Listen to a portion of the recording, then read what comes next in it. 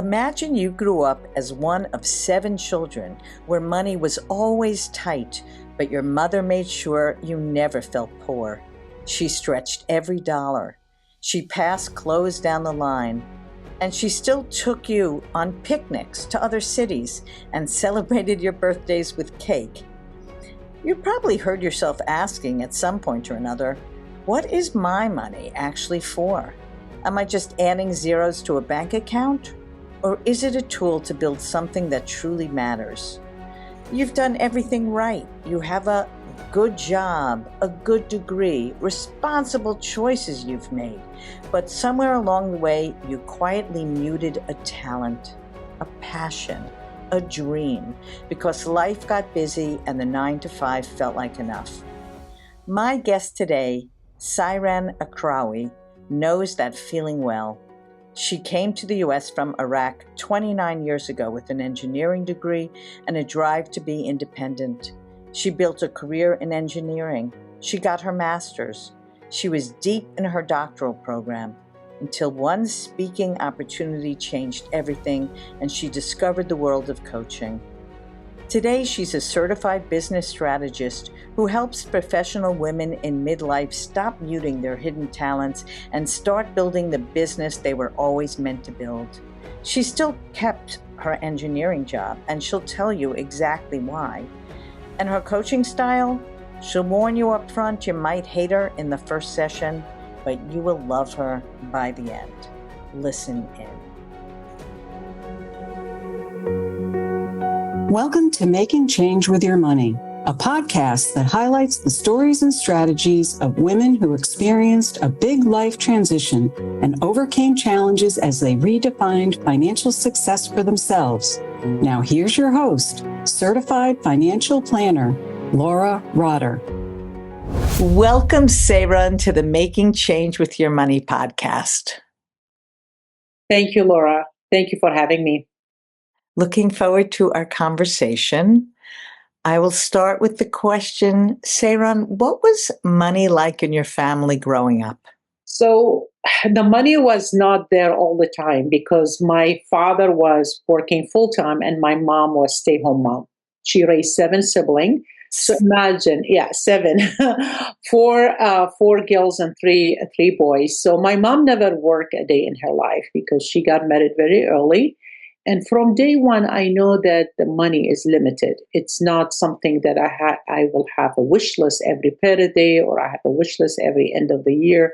My mom was very wise on spending money, and she was able, like we said, we stretched the dollar. She was stretching everything she can. And I still remember she would say, if that piece of clothes is still good, 4 of you have to wear it. Don't say it belong to my older sister. If it's still in good shape, you are obligated to wear it during school time. So she was very wise spending money. But on the same time, I still remember my parents, especially my mom, she never make us feel that, or act that we are poor, we cannot enjoy life. We cannot go to a picnic, we cannot visit other cities, or we don't celebrate birthday with cake or with our friend. So she was able to still maintain those healthy activities in order for us to feel, healthy and part of the community and feeling alive. Thank you. So it sounds like she was a good role model. She was, yeah. I'm curious, before we go on, how did that impact you? Did that make you feel more responsible to earn? What impact did it have? Yeah, growing up, seeing her not working, that was not something against her because this is back in 1955 when she married my dad, and he was older than her, like 10, 12 years. So she decided to stay home and having all those kids, which is not normal nowadays. I only have 2. I don't know how I even handle 2. Right? It's a different world. It's more expensive. It's more demanding. More competition. The world is changing with technology, and the things that used to be easy for you and me back then, it's very difficult to teach our kids to get used to it. What is teach me actually, when I got married, I with degree, I never I never had that in my mind that I will stay home mom, even if my husband was a basketball player making $1 million. My mentality. I mean, even if he's filthy rich, I'm still going to work. I have this in my mind that I want to be independent. I want to have my own source of income that I can help others. I can donate to organization. I can give away to poor people or people who are misfortunate, not having, source of living or housing, or they cannot pay for like basic things in life. I want to have that. I own my own money so I can give away what God blessed me with. So, yeah, I decide to have my own income. And even again, I always tease my husband. I said, your money is your money. I know we share raising the two kids, but I would never be depending on you giving me, money in order to help others. I want the help to come from my source of income. Thank you. So, of course, it's coming through that you recognize the privilege that you've built in your own life and that it's important to you to share that. And Yeah. I can't help but think that the sense that you want the security of knowing you can support yourself may have come from watching your mom rely on someone else, even if it was more culturally appropriate at that time. So, Yeah, of course, we live in different world now, right? I mean, there's so much demand. There is so many changes in the blink of eyes. I mean, we open our eyes and things change so quickly. So we have to adopt those changes, but at the same time, we have to be independent in a way. If anything happened to you, you have to have that ability to take care of yourself. I don't want to be those kind of, mother or women thinking that, oh, because I raised my son so well and I pay for his classes or his college, him and his sister, my daughter, are obligated to take care of me. There is no such things. I mean, they if they are good kids, they're going to be good kids regardless because I raised them well. But I should not put that pressure on them to give me money or pay for my housing or pay for my food or pay for my medicine.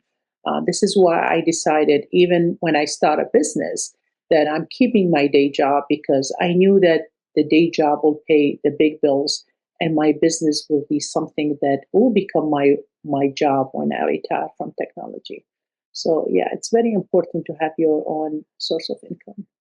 yes. And clearly, education was also very important. Was that true about you and your siblings, or Yeah. were Yeah. you unique? Yeah, I always say that, like, my mom was a stay-home mom, but I think she had, uh, in my opinion, she earns 7 PhD degree because she raised 7 great children. All my sibling, brother and sister, they have good jobs, good degree, they establish very good family. They have their own, source of income. They help others. So that doesn't mean when my mom was not an employee herself or she didn't go to college that she failed to raise good kids. And that's all go to the way how you've been raised, the principle, the core value. She would always tell us, education is like a weapon. No one can take that away from you. And I never understood, I mean, why she's saying that. And I realized later on when I finished my college that when you earn education, when you earn self-development, certification, anything that improve you as a human being, those asset is yours. No one can take those away from you. You earn it, your time, you sweat about it. This is your value, right? No one can take those away from you. But it should not be um, stop in a certain point. This is an endless journey. My mom used to say, don't expect anything from no one. Do good and leave. And I was like, why is she saying that? What does that mean? I never even understand her, quote. Sometimes I'll ask my sister, what does she mean about that? Meaning that if you are a good person and you have, good value, do the good things without expecting others to pay you back. because the reason for doing good in world should not be waiting for the reward, waiting how they're going to reply, waiting to give me the favor back. That should not be the reason why you are, planting good seeds in the world. It should be from the source of belonging and being part of the community, and say, if God bless me with the money, if God bless me with the source of income, I should not have all the money for myself, right? And as you know, you are money expert, let's say money coach, money expert. We get scared when we talk about money because we think if we spend it for things that does not belong to us, we are wasting it.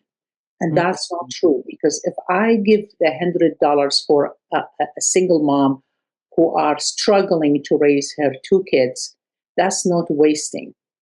That's going to come back to me triple 10 times, because I helped her on a time that's really, really, really important to her for raising her kids. So money scare us. Talking about money always scare people. Oh my God, I don't have money, I'm poor. You are poor if you don't know how to use that money wisely. And you are also poor if you think you are rich only by having money. There is a lot of people are filthy rich, but they are very poor with the world. They are stingy even to giving you a compliment. Millionaires, they have so much money, but they will never even tell you a good statement or feedback, because they keep it all for themselves. So I consider those people are very poor, regardless of their millions. I love that thought, Sairan, that money is energy. Money is meant to be in flow. It's not meant to sit in your bank account so you could keep looking at it and making sure you have enough zeros. It is a medium of exchange that is meant to be shared with others in the world. And that is what creates growth and, what contributes to community. So I love your Totally. thoughts. Totally. It's the tools to use wisely. It's not meant to be like you said, adding the zero and putting on my saving and feel good about it. Because if my intention and my goal, working in my day job and having a side business just to add more zero, I turn around, I become 80, and I lost all the time that enjoying the process, because my intention was just adding zero and making it a big, a big amount of money in their bank account. But have I enjoyed? Have I enjoyed doing that money? If the answer is no, that's mean I was not successful to put that money in a place. It didn't go, like you said, flow. It didn't make an impact. It didn't change somebody's life. And again, people get scared from talking about money, because they think that, okay, I'm failing because I didn't make certain amount that I planned when I opened the business. And I know that from being a business coach, when I talk with the women, they telling me, oh, I fell in my business because I have not made a lot of money the first 3 months or the first 6 months. Or maybe that niche was not aligned for you. That's not meant to be your niche. Maybe you need to pivot. Maybe you need to change. The money it should not be the let's say the scale that's determined if you are successful or not, because you might made a lot of impact and changes without even making the money, without you even feeling it. After 6 months, people see you in a speaking event, they see you in other event. They said, "Oh my God, in your podcast, you helped me a lot in your coaching, in pro bono, or when you did, giving back to community, you were a source of help." Even though that they didn't pay you, but you make a difference, you make a change. So that's worth, to me, it's worth millions, especially when I do it to, let's say, the student at the university, when I coach a veteran and stand beside them, when they come back after a couple of months telling me the amount of the impact and the change I made in their life, that's worth millions. Beautiful.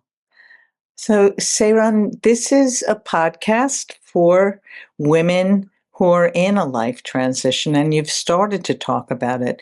But can you please share how you work with women who are going through a big change, perhaps a career change, perhaps thinking, as you do, of going out working on their own? Tell us about what you do, how you came to be doing this as an engineer, and some of your work. Yeah, so I'm still in engineering field. I'm still working full time as an engineer. I graduated many years ago, so I thought that just being an engineer, solving complex equation and making good money, that's called success. Until I finished my master's degree in 2017, and I was all pumped up. I was like, "Yay!"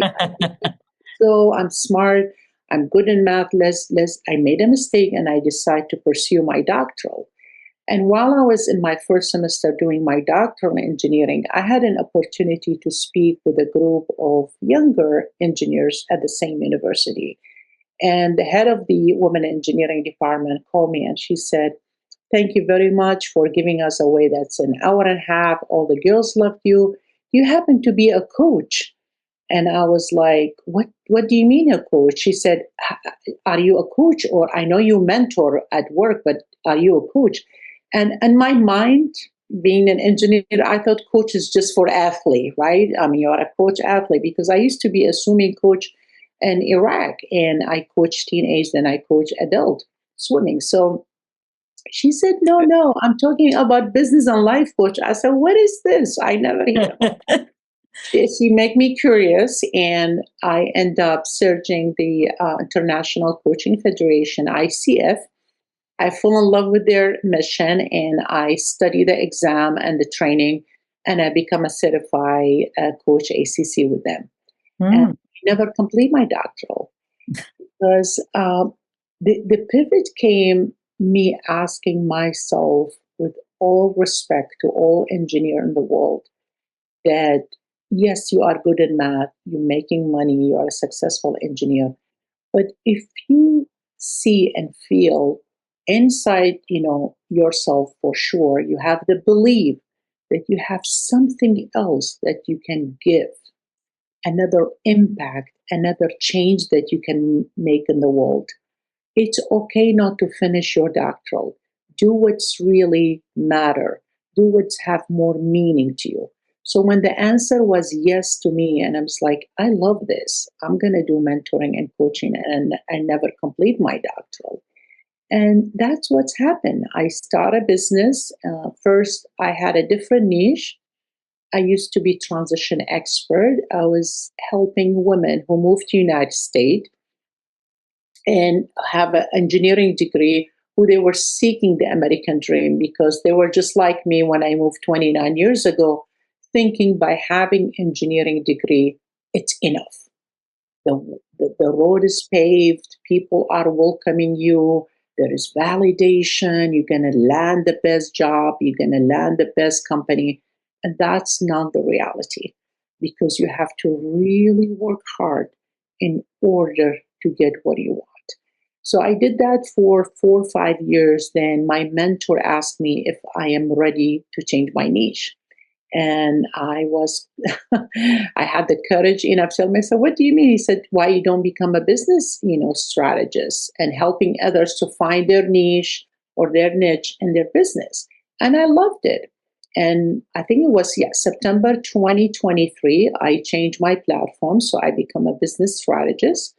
Now I help women to navigate, especially professional women in their midlife. I'm in midlife, so I know how become a scary phase of your life, saying, "Oh, I hit my 50. I am old." The society calling me old. The belief that I have in, for a long time, that 50 is old, then is late to change, then is late to pivot, then is late to start a side business. All these beliefs are outdated. They are expired, because we have those beliefs for a long time. And now, as you know, Laura, we live in a different world. We should not keep the same belief we have in the 60 and 70 with the ageism and women should stay home, raising kids, cook the meal. That's all. Women leaders are making huge difference in the world now. They are making big impact, and you should be one of those women leaders. You are not the sum of your earnings. You are the sum of your yearnings. If you're ready to use wealth to create more freedom and flexibility, let's align your finances with what matters most. Together, we'll build a plan that balances your scarce resources of energy, time, and money, so you move forward with clarity, confidence, and less stress towards a life of true abundance. Learn more at www.trueabundanceadvisors.com and schedule a short conversation. I'm curious, Sairan, what your mentor saw in you to suggest a change in niche. Yeah, I asked him. Niche. Yeah, actually, I asked him that question. I said, I'm doing well with the transition expert, and why you want me to because business strategist is very competitive, and I'm competing with people who's been doing business, coaching for 25 years. He said, because I see more in you. I see that you can add more. You limited yourself with international women who moved to the United States, but I can see you can use your strategy and your engineering mindset in order to be a business strategist. You are very precise, you are very organized, which I am. One of my, I'll say, strength, I'm very organized, and I'm very thorough. Like, even when I look at a plan, and if I just glance over, I can find a mistake in the design, like in no time. Maybe that's come with aging too, with doing it. Yes. So when I did the business strategist, I knew that I'm heading a difficult platform, that I'm competing with men and women who's been doing this for a long time. But again, the competition should not be with others.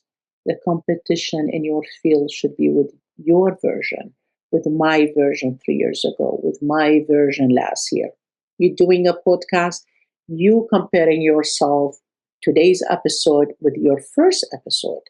And when you see the progress, when you see the how you thrive through those many episodes you have done, that's a success. You're not comparing yourself with someone who done podcasts for 40 years. Right. Because you haven't done it for 40 years, but you're comparing your version, your previous version. And if you see it is getting better, that's mean a success. Thank you. And I'm curious now, from your point of view, not so much from your mentor, or what do you enjoy about working with this newer population versus the population you worked for before? Very good question. When I was a transition expert, 99.999 clients, they were women engineers who moved to the United States. So the struggle and the narrative was the same. There's a culture conflict, there is a language barrier, I'm not fitting, I have accent, it's a male-dominated, field. How you want me to thrive in this platform? So like the obstacle and the problem was kind of the same.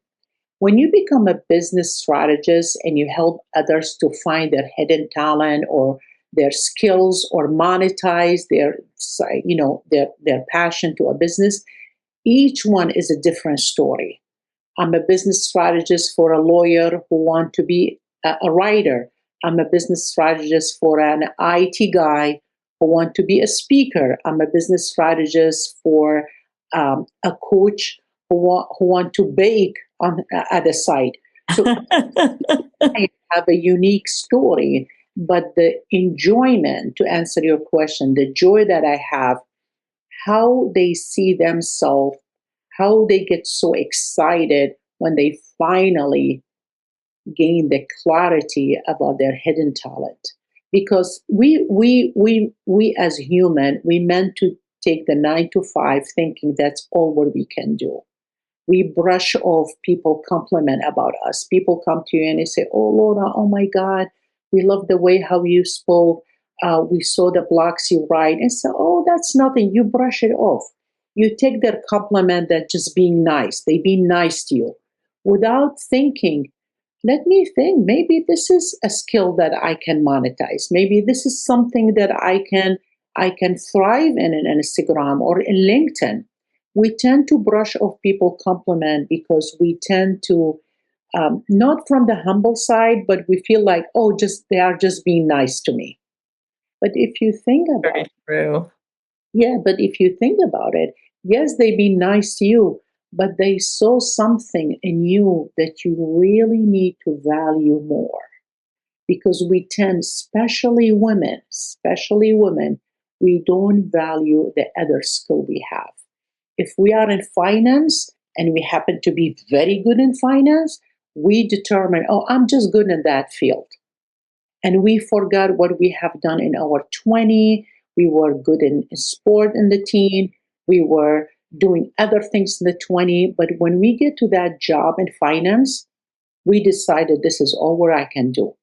But if you really, really sit down and you think deeply about other things that you can do, you will find that you have a lot of hidden talent and hidden gem that you have not bring it to surface yet. So beautifully said.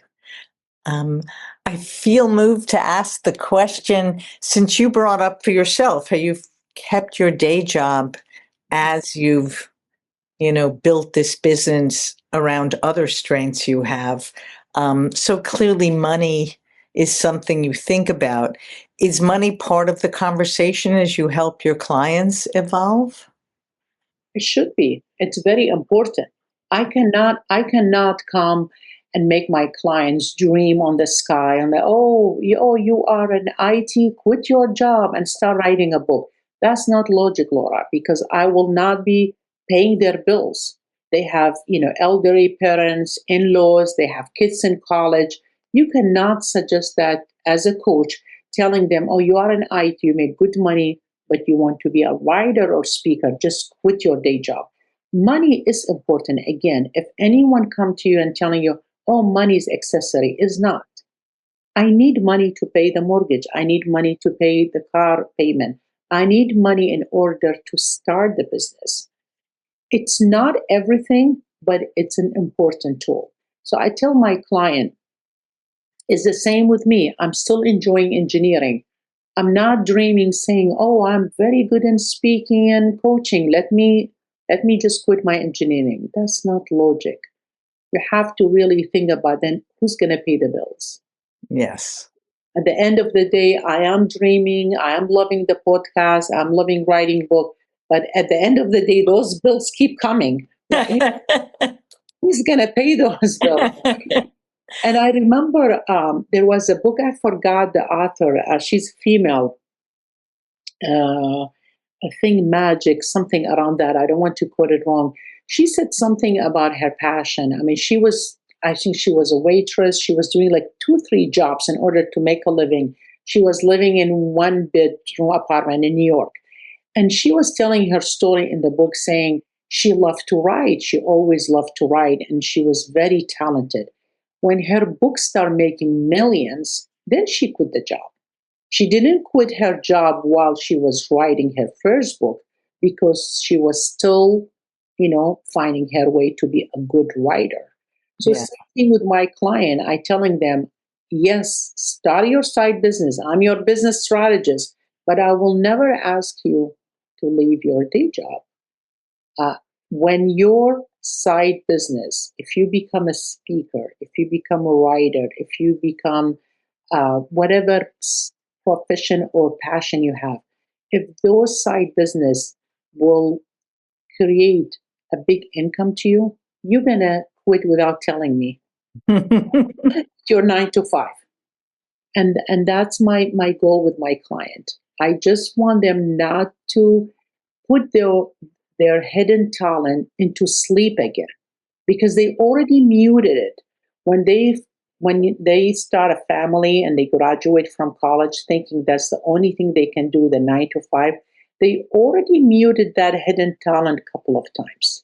When they hit their midlife, I tell them stop muting it. Don't brush it off. It's there. It's just sleep, right? Bring it, celebrate it, and share it with the world. So I think you were quoting Elizabeth Gilbert, who wrote a book, Big Yes. Magic. Yes, And Elizabeth. yes, Yes, yes. she wrote several books before her big break, Yes. Eat, Pray, Love. Yes, Elizabeth. Yeah, Elizabeth Gilbert. Yes, exactly. I Great. forgot her name. Yes, her book's wonderful. Yeah, and that's what she talked about. Yeah. Yeah. So please share how you work with coaching clients. And I'm thinking, I know that in general, coaches try to bring out what you have inside and what your solutions are rather than dictating. And is that the way you work? And how do you help people discover their inner passions and move towards them? Yes. So when we took the training, per ICF, competence and ethic and all the practices, they telling us always remember, you are a coach. You are not a consultant. You are not really a mentor, and you are not a therapist. Although sometimes you kind of put those hats little bit, back and forth. You become a mentor, then they talk a little bit about, a little bit therapy because they talk about when they were teenage. But the main frame should be all around coaching principle. You should not forget that you are coaching the client to go from A to B, meaning you're taking them there at their current situation. Let's say the client come to you and they said, right now I work a full time, but I always love to write. So they want to be 9 to 5 job, but they want to have their writing, you know, as a side things. And you, as a coach, you become their accountability partner, helping them to move from A to B. So when you come to the complementary, like this is what I do on the complementary session, 30 minutes. I have to admit to you, I had to apologize to so many of them because you could tell after so many people that I talk with, you can tell some are not coachable at all. Mm. They come to those coaching session or complementary, and they talk about past, which is nothing wrong with that. If you come to the call and say, "Oh my God, it took me 1 hour to get here. The traffic was on the highway," that's the past because it took you an hour to get here. But if that mentality and that, let's say, tone will be in every session, you telling me about the past, you victim, you had a bad husband, your kids don't love you, your bosses, he's treating you badly. You are not coachable. I'm not a therapist. I cannot cure. I'm not actually not just not authorized. I am not qualified to fix the stuff that happened to you when you were 15. Part of the coaching, right? That's not part of what I'm trying to do here. I am talking about your current situation, how I can take you from A to B. So going back to your question and the example we have, if the person have 9 to 5 job and they want to be a writer or a speaker, as a coach, you require them to take action because you hold them accountable on the second session or the third session. You will ask them, what do you have done from the homework or the strategy things that we established together towards your goal? If the answer is I haven't done anything, that's mean they are not committed. And that's what I tell my client all the time. Are you willing and wishing, or you are committed? And they all, sometimes they said, it's the same. I'm wishing to be a writer. No, I don't want you to be wishing to be a writer. I want to be committed to be a writer. It's a big difference. Yeah. Because you wish, talk is cheap, right? I wished for a long time to be a speaker until my mentor said, Sairan, are you doing any speaking? I was like, I'm listening to Les Brown. I took Brian, Tracy's training. I listened to them. He said, have you done any speaking? You changed the subject. It's totally different because I am wishing, I'm not doing. So that's what coach do. They make you take action and like bold, solid steps towards what you're trying to accomplish. And without those action, I tell the client, if you are not serious about this, I'm willing to give you the money back. Just don't waste my time and energy.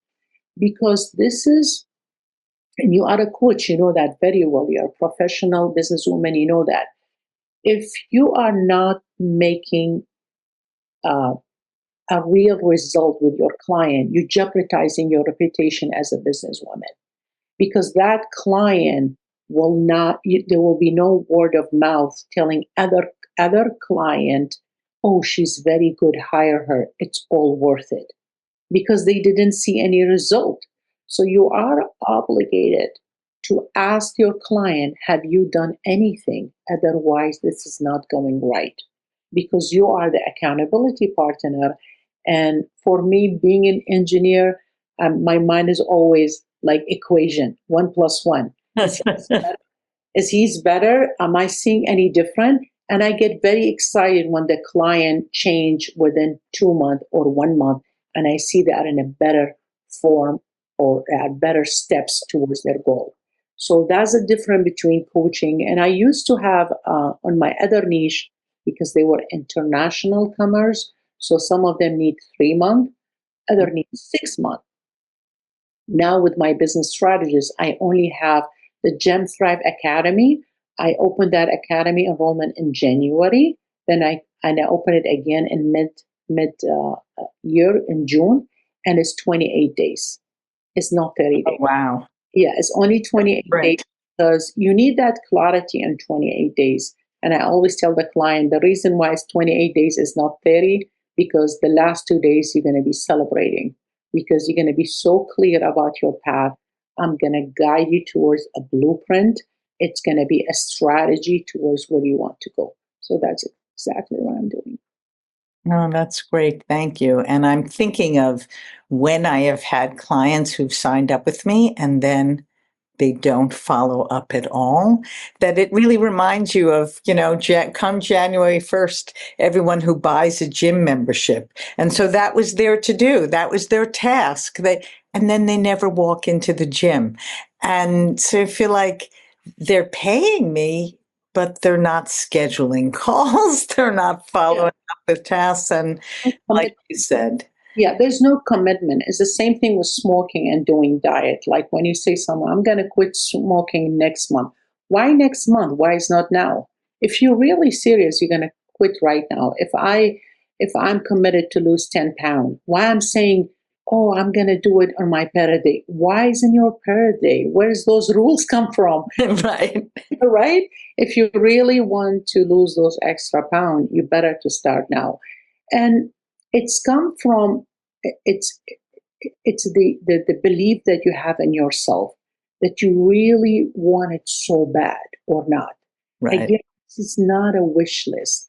If this is a wish thing, then you don't need to talk to me. I'm the wrong coach for you, because I'm so bold in my session. Like sometimes I come across kind of not rude, but kind of harsh. And that's for your own benefit. And I tell my client, you're going to hate me the very first session. You're going to love me towards the end, because I know where I'm taking you. I learned more, Laura, from those mentors who were hard on me. I will never learn much. If you are my coach, you come every time, you high five, you hug me, you said, I'm beautiful, I'm smart. What I have learned, nothing. You just soothe me. You make me feel good, which is okay. But it's not okay if this is going to be your strategy for me, because what I need the transformation. I don't need a coach who make me feel good. I can look at the mirror. I can tell what he's seeing on the appearance. I want you to challenge me as a coach to bring the best out of me in order to take me from A to B. For those coaches who challenge are the best coaches. Yeah. Yes, because you have expectations of the people you work with. You respect them enough to have expectations and to not waste their time and money. Totally. Yeah, totally. So, Sairan, you addressed this a bit at the beginning, but we're getting to the end of our conversation. I always like to ask, how has your definition of success shifted, and perhaps even your definition of financial success? Good question. I think I have it in my Instagram many times. I posted, I like to write short code and I love writing. This is one of my hidden gem, I guess, a gem that I want to continue doing it. Success to me is never change, Laura. The definition of success, it's the relentless energy to progress. If you have energy to keep going, that's a success. It's the energy. You are not successful if you have a lot of money in the bank. It's good. I love money. Everybody loves money. But that's not success only. Success is progressing in many ways. You might have the money, but you lost your soul. You might have the money, but you lost part of your family. You are not enjoying time with the partner and the kids, but you have a lot of money. That's not a complete joy. You got the zero, but you are not feeling as a human, you are part of that family because you are not spending time with them. So success to me, it's the progress as a human being, not your LinkedIn page, not your bank account, not the certification, not your title, not your Instagram page showing that you have the most expensive brand clothes, but you are broken inside.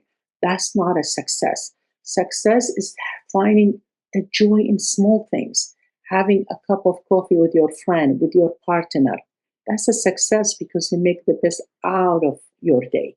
It's not that you make a dramatic, a contract win for $10,000, but you are totally broken and depressed inside. Which kind of success if I'm making money and I'm on pills, right, for depression? Is that a success? That's not a success. When it's come to financial success, it's again is a progress part. If I look at the quality of my living, I used to be in one bedroom apartment when I married my husband. We didn't have any money. I remember the very first job I got, it was $7. Oh, wow. $25. It was back in 1998. And I was so happy when they promoted me and they gave me $12. Actually, threw a party. Me and my husband were like, wow, $12, right? Success is that $12 doesn't apply now because the world changed, right? I'm not going to get excited if my salary increased $4 every year, right? If I stayed in the one bedroom apartment, with all respect to the people who cannot afford a single house. Success is that I improve, I make the transformation from someone who was not brave to start a business, only work 9 to 5, now dare to have a side business beside the job. That's a success. So financial success might not be a lot of money in your banking account, but is the quality of your living is better. You are able to go to vacation. You are able to go and see your sister in Europe. You are able to donate money. You are able to help someone at the grocery who are fortunate to pay the bills, and that's a success. That's a financial success. So not necessarily the financial success will apply to you, but if that's going to make you a more effective human being, helping others, that's a financial success. Yes, and like you said earlier, and I hear you saying it again, it's not about comparison to others or having a number that you've achieved or are hoping to achieve. It's continuous improvement and change in your life towards what brings you fulfillment, what gives you a sense of purpose. Totally. Yes, 100%. 100%. It's the meaning. I mean, it's the, I think it was Pablo Picasso. I don't want to quote him wrong. He said, the meaning of the meaning of life is to find your gift. The purpose is to give it away. So if you want to be so rich and you keep all that money until, where is the meaning? What is the purpose here? You are not making any impact. It's beautiful you make a lot of money, but are you giving it away a little bit? Are you helping people who are really in need for $100? And I'm not suggesting that you stay hungry in order to feed others, but if you are able at least to feed one family on Thanksgiving. That's a financial success because you are making a difference and impact. So as we're coming to the end, I'm of course going to post your contact information, but I'm wondering, is there something you want to make sure you share with our listeners, Sairan? Yes, thank you, Laura. So my last things I can tell your audience is, if they are really clear about what they want to do, they should just start now. Not tomorrow, not next month, not next year, because you don't want to take those hopes and dreams with you when you are 75 and 80. It's going to be too late, and you're going to keep saying, I wish if, I wish if. You don't want to take that wish and if with you. Take that sentence from your dictionary and just do it right now. And I am very motivated when I see other women, they starting their own business for the sake of your platform and your audience. I'll give away 15 minutes complimentary for anyone who mention your name or your podcast platform. I will give them 15 minutes complimentary for their LinkedIn page, making the LinkedIn more appealing, more attractive. They want to highlight on their skills, or they are looking for another job, or even pivot or change their job. I'll be able to enhance and helping them to improve their LinkedIn page. And also another 15 minutes complimentary for those who want to start a business in Instagram, if they want to have a page about their hidden talent or hidden gem, if they want the exposure to podcasts or be a better speaker or a better communicator, I'm going to give them 15 minutes as well, complimentary. Oh, that's so generous of you. Thank you so much. I will make sure to post that as well in the show notes. Thank you so much for being my guest, Sairan. I really enjoyed our conversation. Thank you, Laura. Thank you for having me. Thanks for listening to Making Change with Your Money. Certified financial planner Laura Rotter specializes in helping people just like you organize, clarify, and invest their money in order to support a life of purpose and meaning. Go to www.trueabundanceadvisors.com/workbook for a free resource to help you on your journey.